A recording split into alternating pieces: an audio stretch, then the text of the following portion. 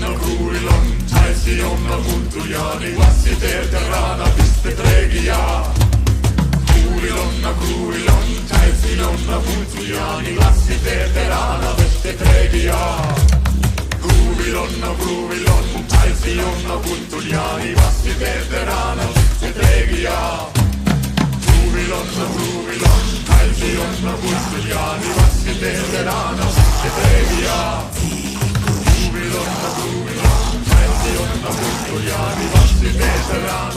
I guess everyone and other from Cousin Rock, and today from to the Himalayas we have Jonas Lorentzen from Nebala, and just say let's Jonas.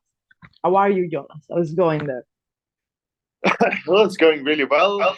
I'm up in a place called Dharamsala right now, which is where the Dalai Lama has his exile government here. Okay. So it's like a yeah. So there's lots of Tibetans here, like you could say Tibetan refugees, but they've been here for so long right now that I don't know if you could call them refugees still. Like they're living here, running this place. You know, like it's beautiful, tons of beautiful monasteries around. There's one right up the hill from here where you can go and do meditations in the morning, and down the hill from here there's a yoga place. There's everything. And it's just a really beautiful little community here in this little village called Dharamkot, which is sort of up on top of the mountain here. And there's nothing that is missing. You have nature, you have spirituality, you have access to peace. What else is missing? I don't know. Good food. There's really good food here as well. That as well. So you can move there and quit with good food and cheap, of course, because it's India. With the Western society, it's poisoning us. Western society. I think that you cannot that as well being there. And of course, I mean the people that come here are obviously from everywhere, right? And they're all seemingly, especially in Dharamkot, in this area, they're all seemingly looking for someone, either for something. So like either they're practicing, I've met someone who's doing music therapy the other day, or they are practicing. This morning at breakfast I met a woman who does something called like creative movement therapy. Okay. So it's basically therapy where you are both working with movement, but also with creative output. So you're somehow maybe you're drawing, maybe you're painting, and you're somehow getting your emotions out through that, which makes a lot of sense. As a musician and artist myself, I do feel that music is therapy. So. And doing music is therapy, for instance. So I think it's the same with art. So people are all here like seeking something, seeking something else than just normal. I think I should do Western pilgrimage myself there. You would love it here, Ada. You'd fall right into that's my work. Mix. It's my work doing these things. Really, my real work. It's not Poison Rock. It's that my work. So. Yeah, and I can't. Here you can't do these things. You can go into the mountain, but if you at least you don't get lost in the forest, really get lost, like hours from the street, you are like surrounded by everything. Even just I don't know, farmer, everything. So it's just you don't have time. Your mind is not fully. You have to create this deep space in your mind where everything else surrounding you is disappearing. It fades. I think I develop a strong control of my mind. Like you have to go like away from your body. Like you even don't need maybe I don't know some let's say because I don't know psilocybin. Well, you will need something like that for doing real meditation here. But I'm gonna to try one sooner, I guess, but with microdosing. So you need magic mushrooms in order to be able to meditate in. I did it with the CBD oil because it was helping a lot. But now I want to start with the microdosing because I never tried. no one is here like to guide me easily. So I just want to start with the microdosing, which is a kind of a part of psilocybin and ayahuasca, both. So yes, okay, it's a journey. Yeah, it's a kind of microdosing. right. I need for my work because I find not able to see myself in completely deep in within. I can't help the other people. Of course, Yeah, it's that makes sense. Yes. yeah. Now with music, it's even worse because I find out that I did the wrong things. Instead of doing an interview, I was supposed to play. But Okay. but let's speak But I about mean, like, actually, interestingly enough, like when you're saying this thing about microdosing, yeah. I've met a lot of people around here who does that with different things. Yesterday, I met a very interesting Russian lady who does. She's actually a Qawwali singer, which is quite interesting. Okay. Qawwali is. Do you know what Qawwali is? Just no, I never heard of it. So, I mean, have you ever? Do you know Nusrat Fateh Ali Khan? Do you know this name? Let's speak. Okay, It's a good knowledge. Well, he's a very famous Qawwali singer. Oh, he was. Okay. He's dead now, but he was sort of the one who brought Qawwali to the West and made it popular, or people found out about him or whatever. But anyway, it's a very particular type of Sufi singing. Okay. So the Sufi mystics, the Sufi, which is a branch of Islam actually. But it's a mystic school of Islam. It's very, very interesting. And so usually Qawwali singers are all male, but she made an all female Qawwali group, which was quite interesting to see. Yeah, exactly. But she gave me something yesterday. We were recording up in the studio up here. Her and I was recording some throat singing for an electronic artist, and she was doing some other things. She gave me something called the Blue Water Lily or Blue Lotus. I heard about this? Yeah, I heard about that. Yes, about the Blue Lotus. Yeah. So it's where you find it on all Egyptian art, like from the ancient times. So the Egyptians, they were full on into this one. Yeah. And it was just, she didn't give me I didn't want to like trip because I was gonna do stuff, but she just gave me like a little drop of it, extremely strong flavor. Yeah, that's. And it was like for focus and kind of feeling slightly elated. Okay. Just a little bit. Was quite interesting. It was very, very non-invasive. It wasn't like a trip at all. It was like just a small microdosing, but we were feeling the effect, like the. That's cool. Did you ever try Iboga? No. That I mean that I've been told that it's good as well, but mainly for good. You've been told it's good. It's more than 30 hours in hell, as far as I understand. Really? Like no. I know that it's like 8 hours in hell, but people that I know, they are using to help people to recover from addiction. So they basically bring these people home in this center, in this it's not a facility, this center, and they give to these I don't know, drug addict, benzodiazepine addict, all these people. They give Iboga. Yes. Yeah, they give Iboga. They monitor them like for all these hours. So if they need to go, I don't know, just human nature. Yeah. And feed them, give them water, and after that, not everyone, but I think like the major part of them is like get rid of addiction. For me, it sounds a little bit weird. Someone of them, for example, using heroin, get rid of that like this, but apparently it's working. I don't know. So that could be as well. Same happens with the same happens with the psilocybin studies at Johns Hopkins and the exactly. What do you call it? People, psilocybin is one, of course. Ayahuasca, of course, is also the treatment centers in South America reporting like, what is it, 50% success rate or something like that, which is completely insane. Very few forms of psychotherapy will have a 50% success rate. Exactly.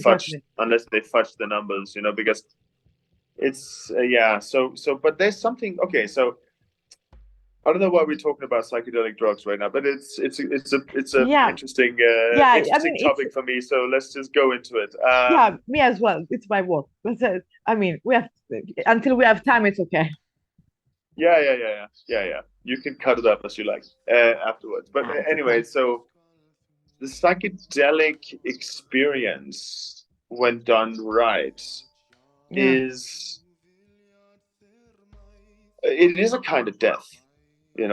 Yeah, exactly.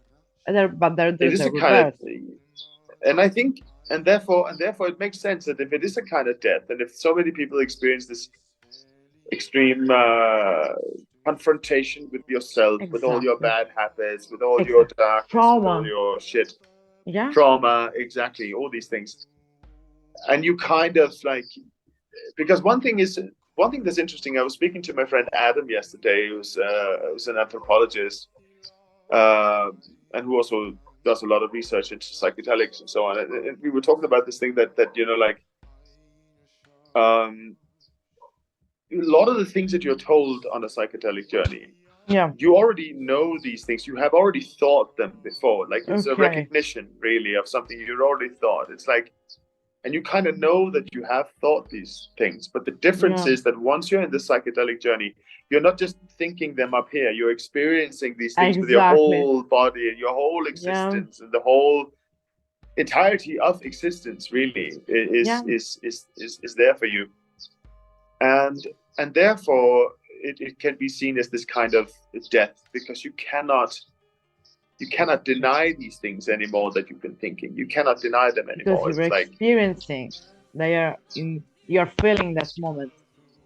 Yes. So it's kind of being baptized again. You get rid of that being said, it's not a magic pill. I think it's extremely important to say that to anyone who would want to try psychedelics. It has to be done with someone, as at the beginning, especially with.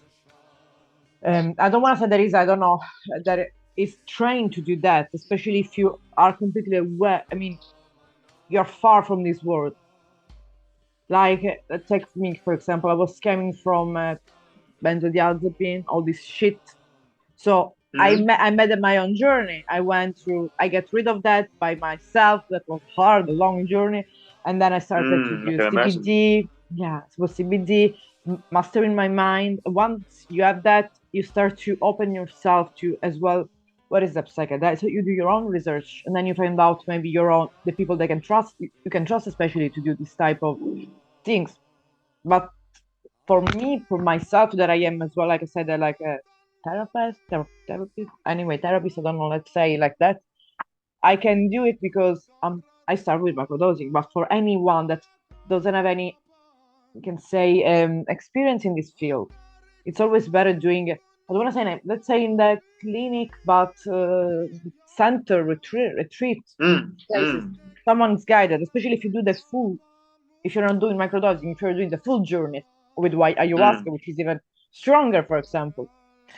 I mean, we have some in Europe, all in Holland, of course. We have some in Europe and in South America. But this is, I think, the best way to get, and the most efficient to get rid of some mental disorder like OCD, obsessive compulsive disorder, trauma. That helps a lot. And if you do that, like a small microdosing, for example, working with a therapist helps a lot. Even the therapist work because it gives was what I meant to say. I mean, like, it's not a magic pill, even though it is a magic pill in a way. But what I mean to say is that once you've had the experience, that's when the work actually starts, right? Exactly. The integration, and the integration period is forever.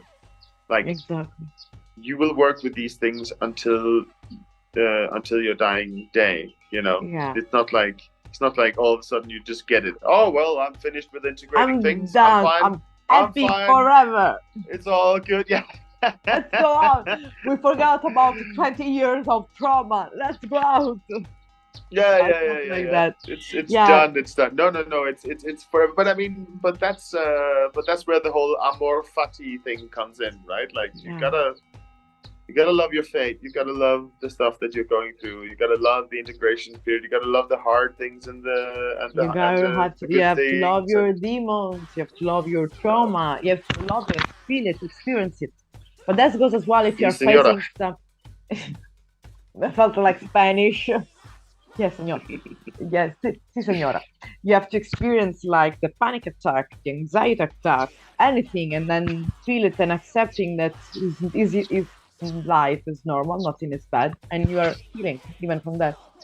There is one healing tool, but that's I think my way of seeing. I don't know all these things, but yeah, I mean with the psychedelic and anything of this life, like it's always the same thing that we spoke at the first time, facing the dark and then getting to the light.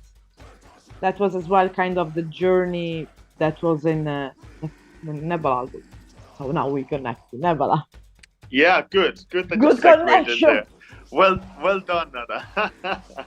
So, what did you do all this year? Come on, it's been a year. Almost. It's been a year. What did I do in 2022? Well, I mean, as some might know, it was the release year of the Nebala album. Yeah. And right after the release, we were privileged and lucky enough to have been, contacted by these two festivals, Castlefest and Midgardsblod, that were willing to take a chance on a completely new band with very few followers and very few views on YouTube and all that kind of stuff. So it was quite a chance. Well, it was a chance for them to take it, but they believed in that we could do it, and we could put up a show that would add something to their festival. Yeah, yes, and he did it because and that was I want to ask as well. What I wanted to ask you, because I saw that, and I will go as well to the speaking in a while, speaking about the releasing live video, the live, but as well the video that people were sending me while you were playing among the other band. How did you set up all the live? Because it's beautiful the live performance you did. It's a real ceremony, a ritual. It's a ritualistic. So it's not just a performance. And it's amazing.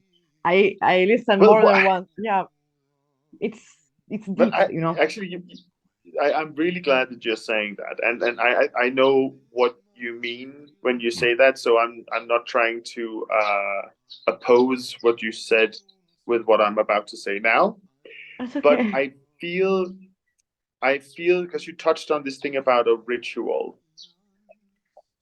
and it's also this is also the sort of attachment word that's always related to Heilung, right? That Heilung is not a concert, it's a ritual. It's not a performance, it's a ritual. Okay. But a ritual is a performance. Okay. So I don't see there's any difference at all.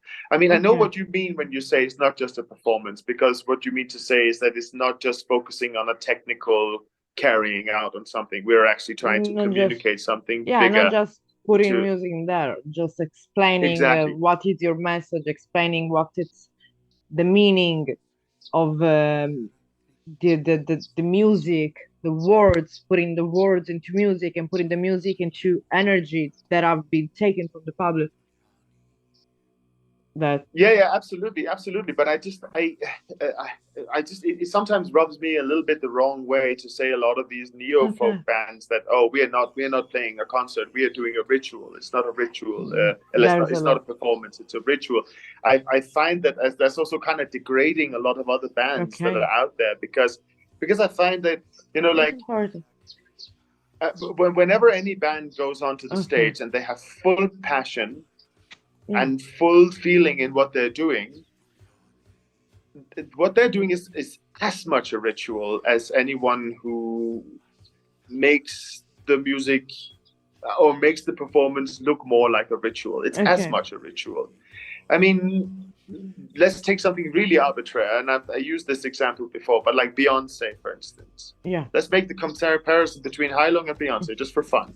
Yeah, I agree. Beyonce probably starts, I would imagine that you go into a Beyonce concert and there's some kind of music, some kind of looming thing going on. Yeah. And perhaps in the beginning, there's a voice that says something like, are you ready for the ass of the millennia or whatever, like whatever. Yeah, are you ready for Beyonce's tits or whatever it is? I don't know. But like it's everyone is ready there because they know now Beyonce is coming. Now we know it's coming right they now, are right? preparing. And then she comes on stage and maybe there's a bomb that goes off, maybe there's a dance routine, and everything is planned just like exactly.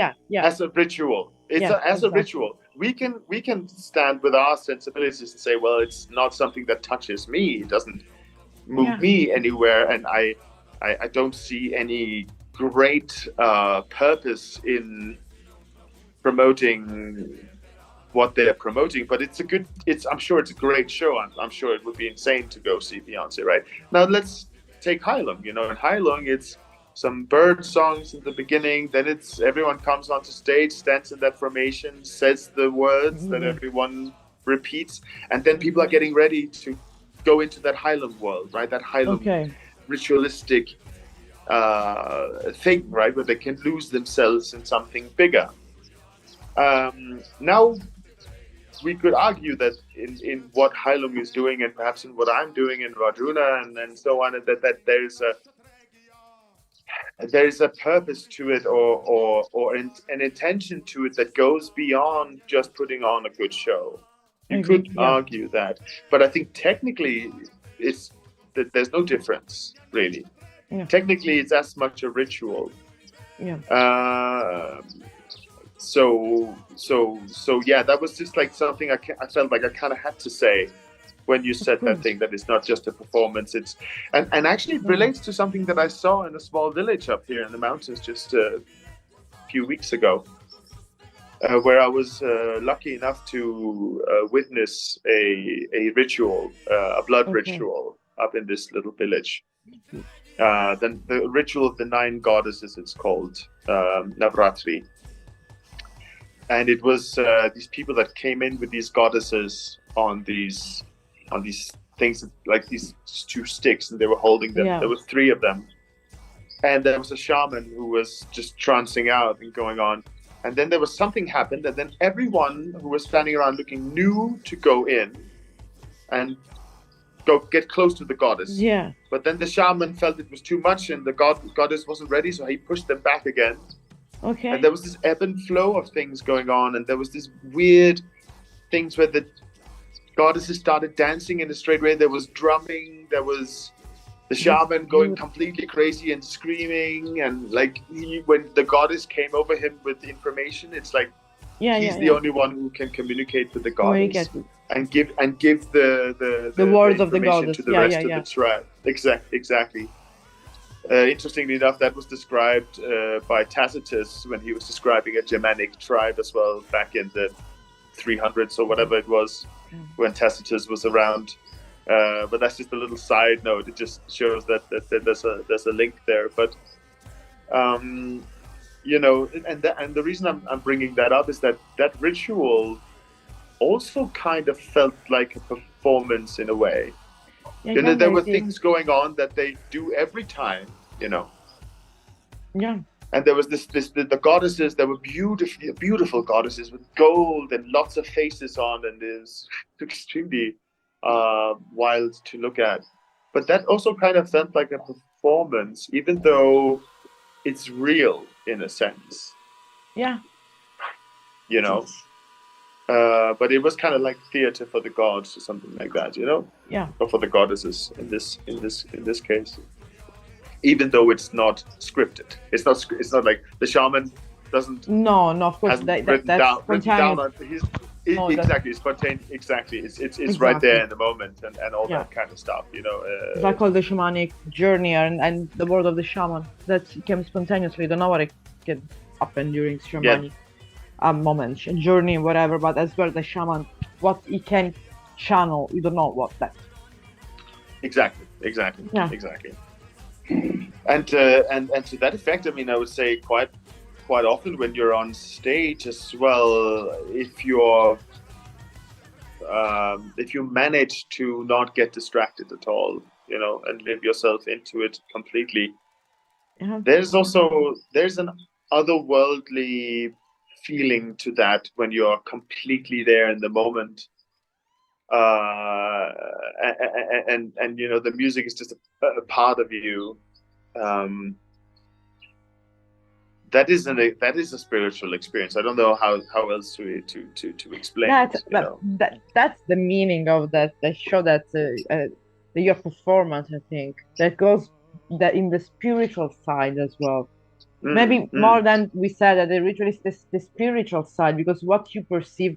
If I say, for example, that if I'm, and I don't know, I'm listening Lasso, for example, and I feel like perceiving like it goes more than just listening music, and I can let myself, you know, like dance with eyes closed. Is that it's called bioenergetic meditation, kind of, by Lowen. It's bioenergetic level meditation. Yeah. So you stay grounded with your feet, but your body moves, or you're just starting as well to play drum. You started to even sing, anything, meditation, yoga, anything. That's as well like a way to heal. So it's healing music, but as well not only healing, because every time we focus on the healing side, but as well to spiritual, is that connecting with your inner self, even just to communicate with yourself and with what it's channeling up, above, up, so, okay, sorry, up, yeah. No, I don't know if it's below, above, yeah, right. My English is gone. So above, that's above. So that's what I'm as well trying to say, that the performance of Nebala is not partly similar to many folk bands. I don't want to like or respect, because I love every folk band of there. Any one of them is amazing. I will always love all of them. But in a show like, all of them. No, I mean, I'm really close with. I'm really close with some of them. I love their music. They, you know, they can be used for different time, for different moments of your life. But sure. That Nebala is something really different and particular as well, not seen. Because I'm really happy that you say that, because I hope that kind of means that at least it's authentic in some sense. You know, like I really didn't make it to be different or anything like that. I know. Nebala was really as I found out when I didn't know that before I started, but as the project took form, it really just became a kind of amalgamation of all the different music that I have been interested in or seeking for. Exactly. Because you know, I think if you're really a true artist or a musician, you're trying to make some music that you wish was in existence. Exactly. That you wish existed. Exactly. So yeah, I'm really happy that you're saying that it's different and that it has a distinct sound. My friend, okay, so I was supposed to be at Midgard Float. Also, I had all the accreditation in the past. I didn't go. He got my accreditation, of course, and he didn't have any type of camera, so I was basically recording video with the phone, and they said to go out, of course, because. And he was like, I'm looking for Nebala, but are you sure they are playing there? Because I showed him the music, so he knows the music. And I said, I'm perceiving there is a band playing electronic, but I was looking at the video and said, this is Jonas, this is Nebala, it's Joshua, this is that. Are you? But it's like, well, I think it's electronic. I said, where did you see electronic in that? Are you sure that all the music and the sound combined together, and maybe because you saw people dancing, you misunderstood and heard wrong? Because if it doesn't mean that everyone is dancing, and there's a lot of sound, that of course something that I correct him here if I'm wrong. If in Nebala there is this a lot of sound played by each one of you, is as well vocally, that really make people dance, like let the people move the body. And but it's not electronic. What is that? No, I think to be fair to your friend, what I said before, I think it's funny because like if it just sounds like electronic music, then why am I hiring this whole band? You know, like. Synthesizer. So that's kind of funny, but there. I mean, I am very inspired by all sorts of different types of electronic music, you know, and also music that mixes electronic with organic and so on. And so some of the structures that are there in some of the Nebala's music is maybe something that an electronic artist would do as well. Some of the build-ups and the drops and that kind of stuff. But then again, a lot of electronic trance and dance music is inspired by tribal music, right? As well, dance. Yeah, the ecstatic dance. Exactly. Yeah, there are a lot of electronic music as well that has been used to. I don't know, in Norway, I think there are some rave. I know people that do some rave, and they're using even electronic. That's not. I mean, music made with synthesizer doesn't have to be electronic. 1% can be as well, for example, ecstatic, or they use a synthesizer, but I saw them really doing even a rave that here, for example, in Sicily, has always been seen like something illegal, wrong, whatever.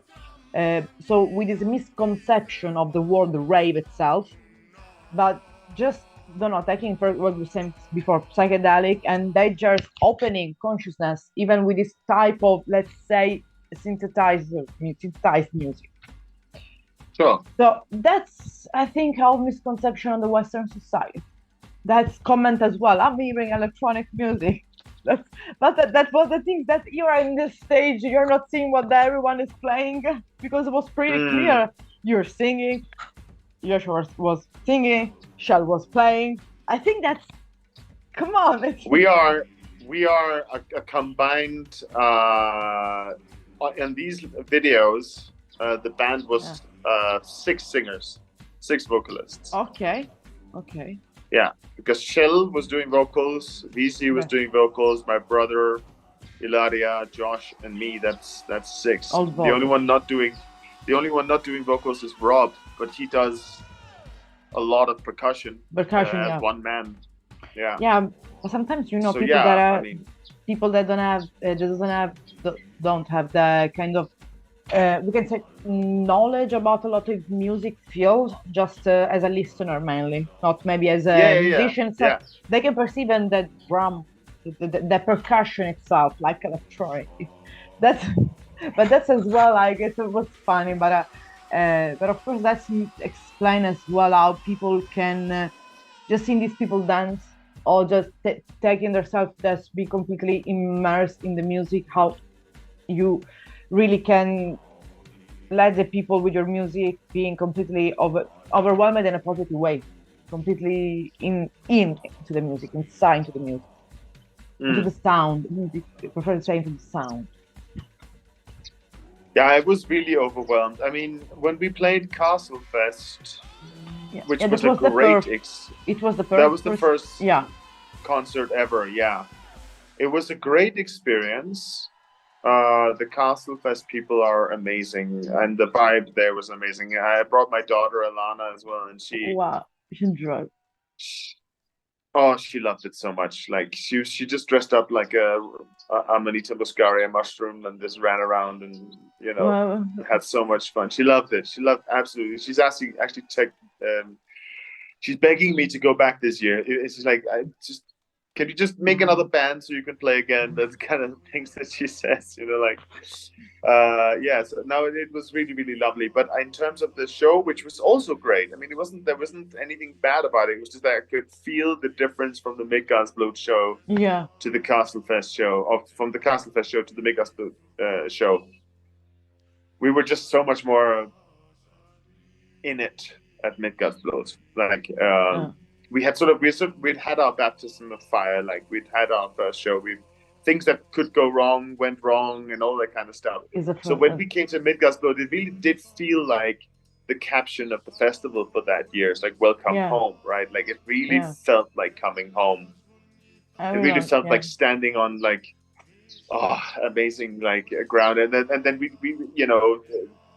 me and my brother went and joined Shell's show the next day, that's what is beautiful about Mingersport as well. Oh God, it was so great. And then when Astralside played at the end, Gustav and the gang. Unreal. Fucking amazing. I mean, Astralside was so good. Like, and the funny thing is, it's literally just them with a lot of their trippy music that they've made up on their mountaintop in Norway, and then they're just jamming on it. Like, they're just jamming, Yeah. So I also sort of like, after sort of a while, I just went up and took the mic and started jamming with the Astralside. It was Megas Blue last year was completely magical. Yeah, I know, and that's what pissed me off, that I wasn't able to be there, because that's seeing all these things with people sharing videos and you being home, that's frustrating. Because you were expecting that all these, and now I'm expecting that all this come. FOMO much. Yeah, I'm expecting that this summer as well, but I noticed that many of people that was there last summer, maybe this summer, are going, I don't know, playing around other festivals. So I don't know where to go, because last year you were all there, so I was like, I want to catch everyone there. But now, like you mentioned, I expect it's going to be great this year as well. Yeah, as well. No, it's always fantastic stuff great playing this year. Even if Druna and Heilung aren't playing. Yeah, no, it's going to be fantastic as well. There is Mary Boyne, I think it's called, this singer, Mary Boyne. Mary Boyne, yeah. She's amazing. Boyne, yeah. She's amazing as well. Yeah, but I'm just like looking to meet, like, each one of you. Like, I don't know, it's impossible in one places. Like, French Fest was one of the easy way to meet all of you, because you were there, and as well in French Fest, I think it was amazing, because it was like maybe more. Sorry, when I played at French. Yeah, exactly. Oh no, that wasn't Nebala. That was just me. Just you. Okay. Yeah. That was me with I think I had a lyre and maybe a frame drum, and I did some improv. I did some. I can't actually for the life of me even remember what I played, but apparently it was okay. It was very short. It was like a half an hour. I think I played for half an hour. Okay. Shell as well, when he played, it was also like half an hour, 45 minutes. It was a very different setup. Like this year, we're playing French Fest this year again. I don't know if it's been announced yet, but with that I can say. That you or just with Nebala? But this will be the full Nebala show. Okay, so I'm gonna reach Matthew as soon as. I'm gonna have to reach out to Matthew to say, make space for me, because I was supposed to be there, as a photographer. I'm moving. Like I'm saying, I supposed to go there like in years. So I had to postpone for my studies. But now I'm done, so I can go out. Great, come. I know. I need. Believe me, I need to go out a little. Yeah, and but to return to what you were saying before, like before we got derailed into the whole electronic music thing. Yeah, exactly.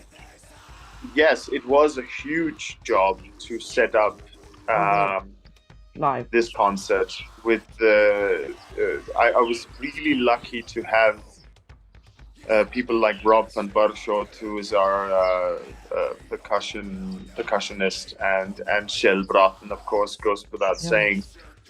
Those two guys were just they put so much of themselves into the project, which is more than any person who starts a solo project could hope to achieve. And I don't know if I can even call it a solo project anymore. I don't really know, because Kjell and especially Kjell, but then Rob, once we started looking at live, then Rob became an instrumental part of like helping to set up these things. And also, I had never before this set up a huge concert like this on my own, for my own project. I had obviously been part of Heilung, but there we had Christopher Yule and all those guys who have done this shit for ages, and they just know how to do these things. And I learned a lot especially from Christopher, being on tour with Heilung, for sure.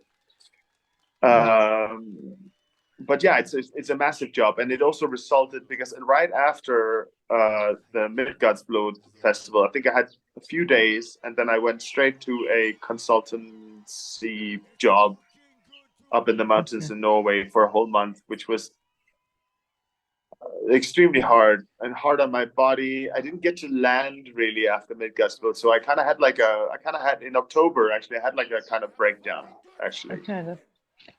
For all the all the tension. It sounds very dramatic or whatever, and it's not like that, but it was a proper breakdown in the sense that my body broke down. I have a motorcycle injury in my back which flared up like crazy. I had to. My body was just telling me, you gotta lie on your back for a week now. You have to stop. You gotta stop. Yeah, you gotta stop. Yeah. So I was completely like, I didn't have like really time to process it all. And then, of course, we started working on the live videos and all that. But I mean, what was really good was that I had the chance to then come to India for a while, and which was also really needed after the pandemic. The 3 years of the pandemic were particularly hard. You never been in India since before the pandemic? I was not in India. I was in India in 2018. That was the last time I was there. Okay. I've been coming to India. I've been coming to India for 15 years. It's been really a huge part of me on so many levels coming here. So yeah, really needed to go here. And then of course I could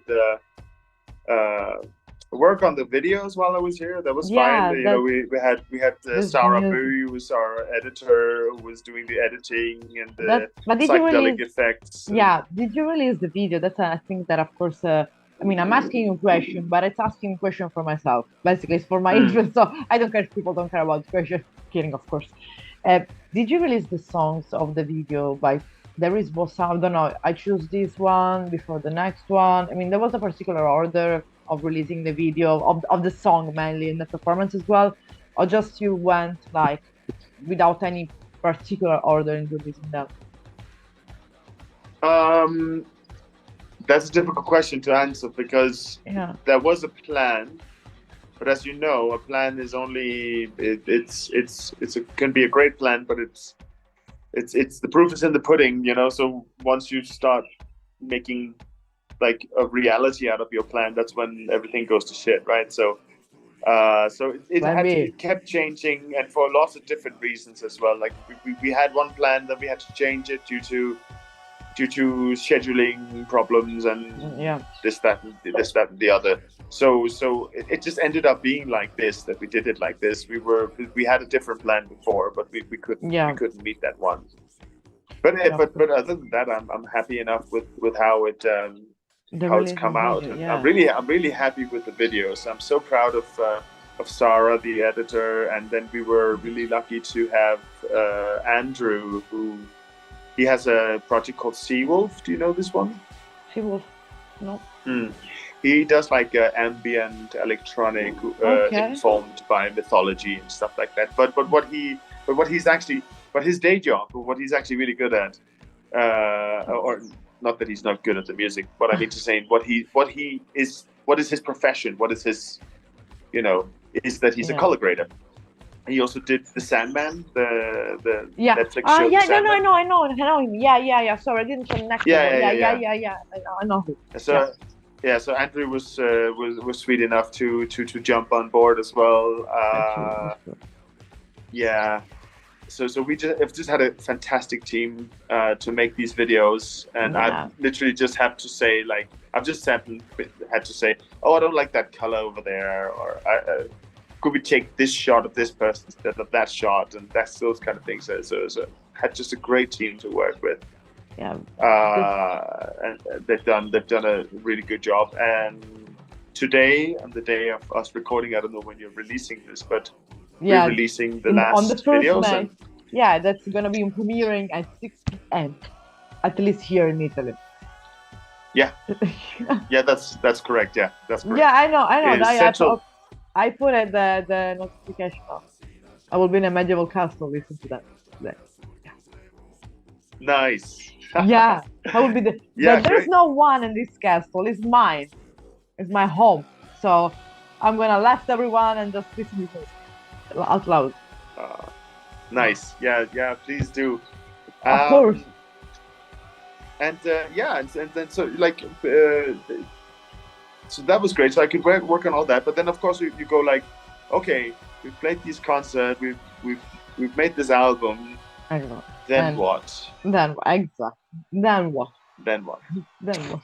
And of course, the plan is to make another album. Okay, so we have a few shows lined up. We have 2 shows in September, Medieval and Fench, that we already mentioned. Festival Medieval in Germany, which is a great festival. So I played there with Highland. Lovely festival. And I'm working on a few other gigs, but let's see how many of those materialize this year. But then, of course, we want to make another album. Okay, so after so let's say after in the end of this year, beginning of the last year, next year, I like recording, start to working on a new album. Yeah, I mean, a lot of the legwork has been done. That's one of the things I've been doing down here in India. One of the things I've been doing in India is doing a lot of research. Okay. For the next album. Oh, because the next album's gonna be like, as you know, the first album was all about sacred sexuality. The next album is going to it's in some sense more ambitious in a way. That I can't say too much, of course, but it's going to incorporate a lot of mythology and spiritual ideas from around the world. Okay. And it's probably, of course, I don't know, once we go in the studio, things might change, but the way that I hear it in my head, I think as it's gonna be less Nordic, I think. Yeah. Okay, so less, but I mean, even first time, if like you said, the first time less Nordic, but I never perceived it like it was Nordic. I even perceived it like it was a lot of influences coming from a lot of sound, like spaceless, timeless. I don't know how to say it, like not belonging to some kind of part of the world. I mean, because that's awesome. These Nordic things, too much. I'm fed up with these Nordic things. I mean, I love Nordic stuff, but let's forget it a little bit. It's too much. Come on, I'm not going here. I fully agree with you. Like, I sort of almost become famous for the guy who can't finish a sentence without saying Viking bullshit. You know, so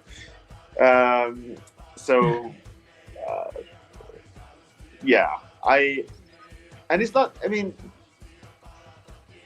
on the first album, we worked a lot with primarily Nordic instruments. Okay. Primarily. So there was some Tibetan singing. Okay. Yeah. It was mainly like the instrument that were belonging, like say, to the northern culture.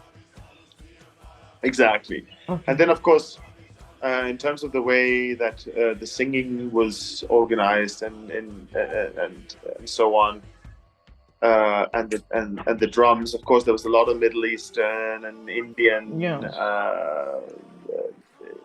like elements there for sure, but it was still I feel that we had a Nordic focus on it. Also, the source material was all from either from the Eddas or from old votive stones and you know, inscriptions, and so it was very much situated there. While what I'm thinking about doing now is I'm not leaving the Nordic thing, because that's a part of me, and it's I don't want to, you know, push that away in any way, shape, or form. But I do feel like being more free this time, also in terms of what kind of instruments we can use. Like, who knows? Maybe there's gonna be a saxophone on the next Nebala album. You know, like if it works, you know, it'll be put in there. Yeah. Like... Yeah. I mean, I really don't mind that. I think as long as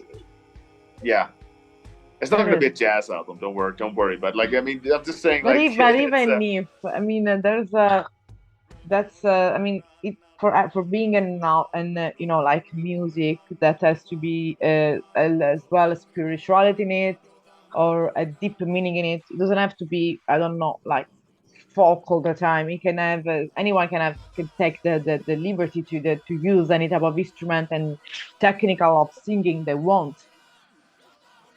Because come on, yeah. That's an example that I made a lot of people. There's this amazing musician from America, from the United States. He's a Native American playing black metal. So that's it kind of, you know, like the opposite. Oh, are you talking about Black Braid? Yeah, John. Yeah, sorry, John. Yeah. Kagasawa. He will kill me. Kagasawa. He's an amazing musician. And he used instrumental, the typical instrument from the tribe, and but even if he does black metal, he plays that black metal.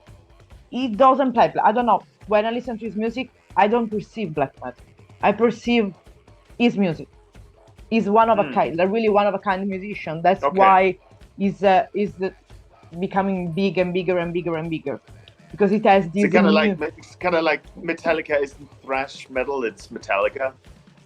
Yeah, please. Why would you do that? Like, put away Metallica. I'm not a fan. Okay, but you can use any other. I know. Example as well. Like, yeah. The thing is that whenever a band really makes a good, you know, whenever a band really makes it, you know, you can't actually put them in a genre. That's more what I'm trying to say. I mean, a better example, maybe let's say Pantera, like Pantera, like there's no one else like Pantera, right? You know, they did their own thing, and everyone else that came after tried to do what Pantera did, right? It's they tried to put the Nebala to neo-Nordic folk. They are not. Yeah.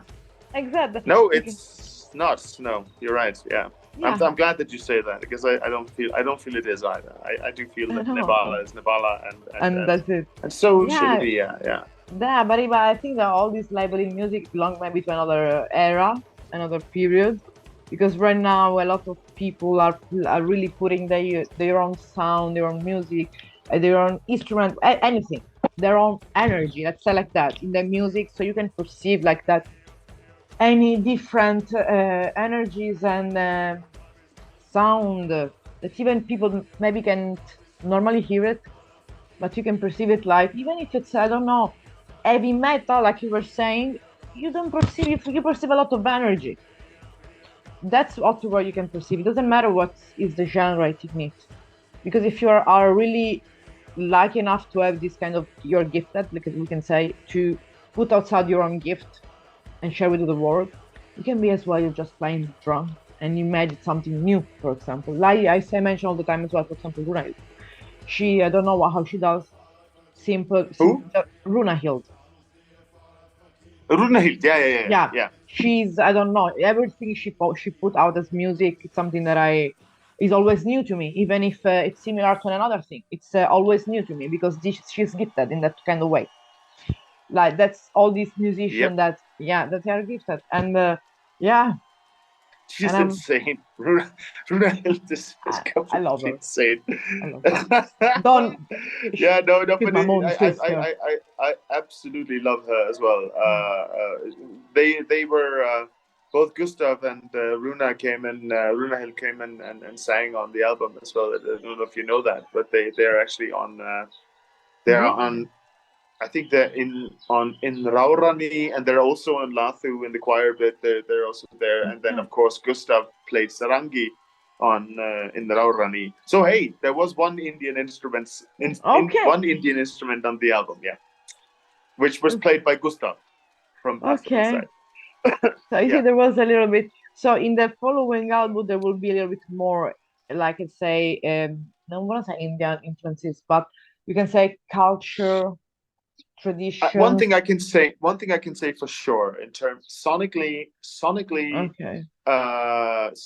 Nebala's new album is gonna be much more. There's gonna be much more melodic instruments. The first Nebala album is very vocal and drum heavy.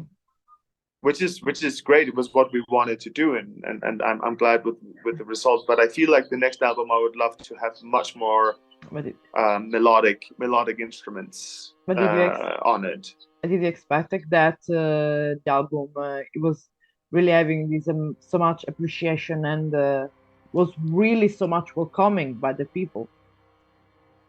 Sorry? I said, did you expect that the album, because when we did the first interview, the album was out yet. So we were just speaking about, the first video the first single release. And did you expect that after the release of the album that the album was so actually well welcomed and loved by people? It's so difficult to say what did I expect. I mean, I really did try not to have too many expectations because I think this is extremely important for anyone. Actually, probably no matter what you do in life, if you're focused on the outcome, you won't be successful.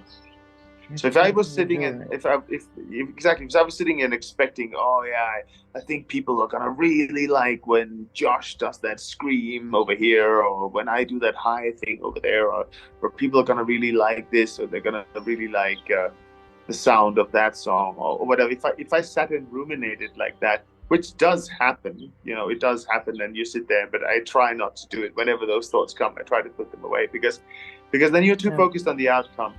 If you have to be focused on the process, and you have to love every step of the process. And even if, I would have been extremely happy if Nebala had 1 million listeners on Spotify and all that kind of stuff.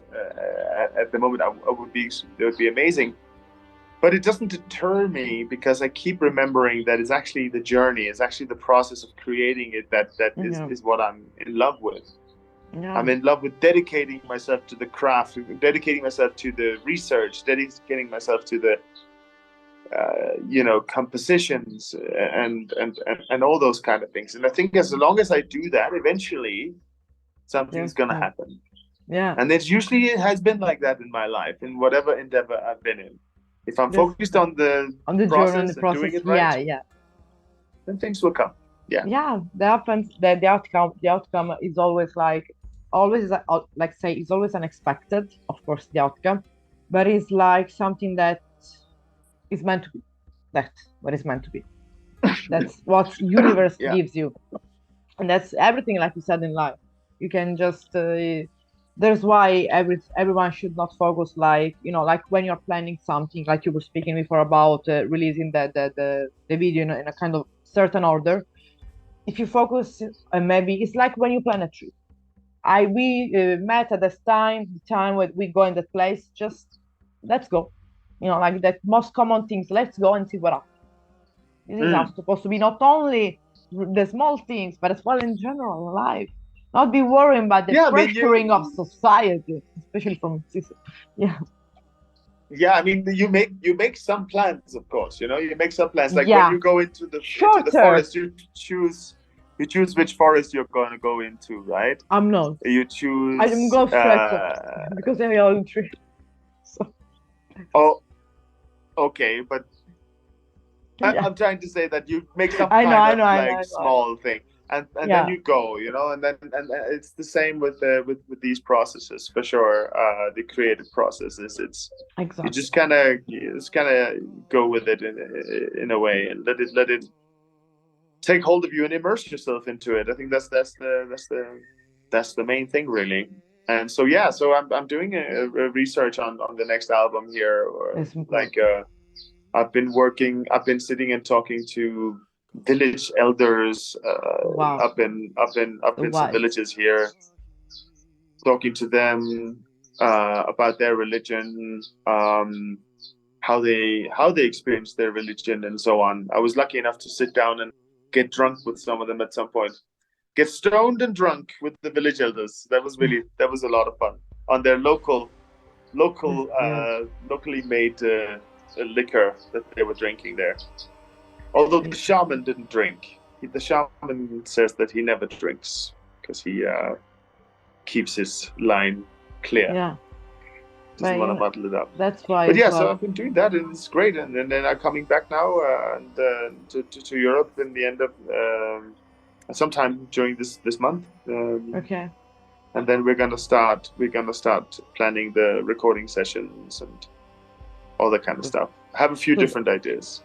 So record this already now. This let's say the next month, the recording session for the album. So let's say to start. We will, no. I'll come back and I'm gonna go to Netherlands with Shell and Rob, and we're gonna start planning these things. Okay. And figuring out. So there are all the cards are to put, like I said, let's say like the cards on the table about all the generic stuff like playing and start to recording. What about recording? But I mean, but of course, for people that they didn't have the chance to see you playing next year, like the past year, they will have the chance to see you this year. That's well important, especially as well for me.